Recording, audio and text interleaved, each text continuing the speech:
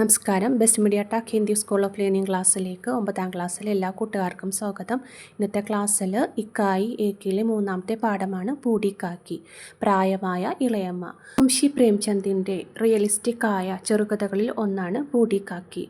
കുടുംബത്തിലെ പ്രായമായവരോട് മറ്റംഗങ്ങൾ കാണിക്കുന്ന അവഗണനയാണ് ഇതിൽ കഥാകൃത്ത് മർമ്മസ്പർശിയായിട്ട് അവതരിപ്പിച്ചിരിക്കുന്നത്. ഇത് മുൻഷി പ്രേംചന്ദിൻ്റെ ഒരു ചെറുകഥയാണ്. ഈ കഥയെ ആസ്പദമാക്കി ഗുൽസാർ സംവിധാനം ചെയ്ത സിനിമയുടെ ബ്ലർബാണ് ഈ പാഠത്തിൽ നിങ്ങൾക്ക് പഠിക്കാനുള്ളത്. അപ്പോൾ എന്താണ് ശസ്തി അഥവാ ബ്ലർബ് എന്ന് നോക്കാം. ब्लर्ब किसी पुस्तक, सिनेमा या अन्य सृजन कार्य के प्रचार के लिए लिखे जाने वाले प्रेरक सारांश है. ഒരു പുസ്തകത്തെയോ സിനിമയെയോ മറ്റ് സർഗാത്മക സൃഷ്ടികളെയോ പ്രോത്സാഹിപ്പിക്കുന്നതിനായി എഴുതുന്ന പ്രേരണാപരമായ സംഗ്രഹമാണ് ബ്ലർബ്. ब्लर्ब में किताब या फिल्म से संबंधित महत्वपूर्ण बातों को ही शामिल किया जाता है. ബ്ലർബിൽ സിനിമയുമായോ ബന്ധപ്പെട്ട പ്രധാനപ്പെട്ട കാര്യങ്ങൾ മാത്രമാണ് ഇതിൽ ഉൾപ്പെടുത്തുന്നത്. इसमें रचना और रचनाकार से संबंधित संक्षिप्त विवरण शामिल होगा. ഇതിൽ രചനയും എഴുത്തുകാരനുമായി ബന്ധപ്പെട്ട ഒരു സംക്ഷിപ്ത വിവരണം, ഒരു ചെറിയ വിവരണം ഇതിൽ ഉൾപ്പെടും.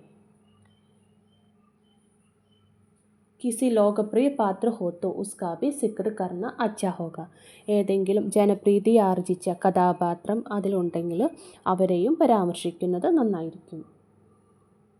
ब्लर्ब आम तौर पर किताब या प्रचरण सामग्री के पिछले आवर पृष्ठ पर छपा जाता है. അതായത് ബ്ലർബ് ഒരു പുസ്തകത്തിൻ്റെയോ പ്രൊമോഷണൽ മെറ്റീരിയൽസിൻ്റെയോ പുറംചട്ടയുടെ പിൻഭാഗത്തായിട്ടാണ് സാധാരണയായി ഒരു ബ്ലർബ് അച്ചടിക്കുന്നത്. ब्लर्ब के छापने का मुख्य उद्देश्य रचना की तरफ पाठक या दर्शक को आकर्षित करना है. അപ്പോൾ ഇത് അച്ചടിക്കുന്നതിൻ്റെ അതിൻ്റെ പുറം ചുട്ടയുടെ ഭാഗത്ത് അച്ചടിക്കുന്നതിൻ്റെ മെയിനായിട്ടുള്ള ഉദ്ദേശം ഇതാണ്.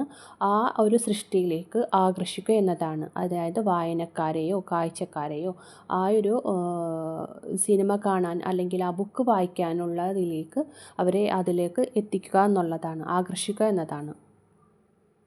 ब्लर्ब पढ़ते ही पाठक या दर्शक किताब पढ़ने या फिल्म देखने के लिए प्रेरित हो जाए.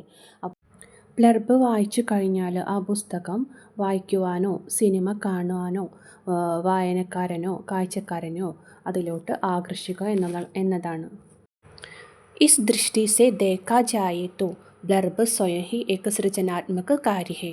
इसकी भाषा और प्रस्तुति की शैली अनोखी हो ताकि पढ़ते ही पाठक रचना के प्रति आकर्षित हो जाए. ഇങ്ങനെ നോക്കുമ്പോൾ ബ്ലർബ് തന്നെ ഒരു സർഗാത്മക സൃഷ്ടിയാണ്. അതിൻ്റെ ഭാഷയും അവതരണ ശൈലിയും മികച്ചതായിരിക്കണം. അങ്ങനെയെങ്കിൽ വായനക്കാർ ബ്ലർബ് വായിക്കുമ്പോൾ തന്നെ രചനയിലേക്ക് ആകർഷിക്കപ്പെടും. ഇനി നമുക്ക് മുൻഷി പ്രേംചന്ദിൻ്റെ കഥയായ ബൂഢി കാക്കിയുടെ കഥ എന്താണെന്ന് നോക്കാം. आधुनिक हिंदी साहित्य के कालजयी कथाकार प्रेमचंद की एक मार्मिक कहानी है बूढ़ी काकी. ആധുനിക ഹിന്ദി സാഹിത്യത്തിലെ അമര കഥാകൃത്ത് മുൻഷി പ്രേംചന്ദിൻ്റെ മർമ്മസ്പർശിയായ കഥയാണ് ബൂഢി കാക്കി. मानवीय करुणा की भावना से ओतप्रोत इस कहानी में बूढ़ापे की समस्या को प्रस्तुत किया गया है.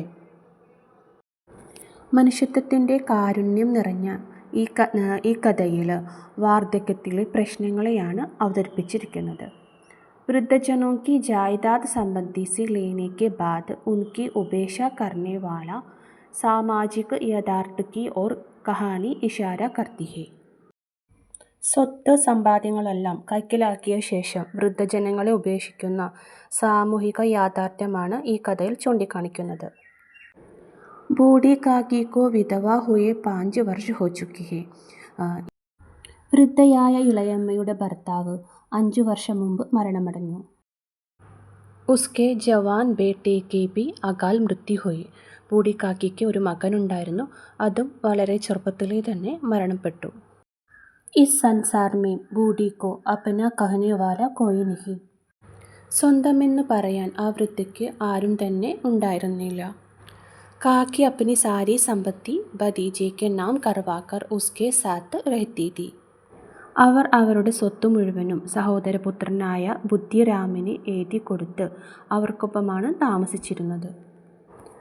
इंसान के लालच की कोई सीमा नहीं होती।